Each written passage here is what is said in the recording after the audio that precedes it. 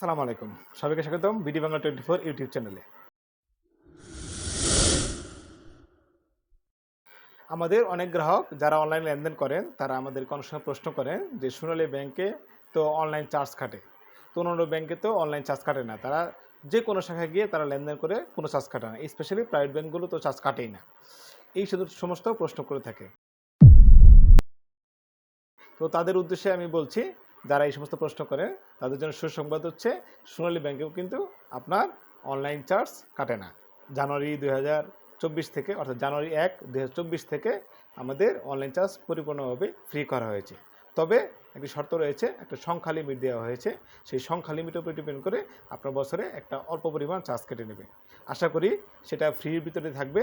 আপনারা এখন থেকে অনলাইনে যে কোনো লেনদেন ফ্রি করতে পারবেন। সেটা জমা ক্ষেত্রে প্রযোজ্য, সেটা উত্তোলন ক্ষেত্রে প্রযোজ্য, সেটা চেক হোক বা যেভাবে হোক। ধন্যবাদ। আসসালামু আলাইকুম।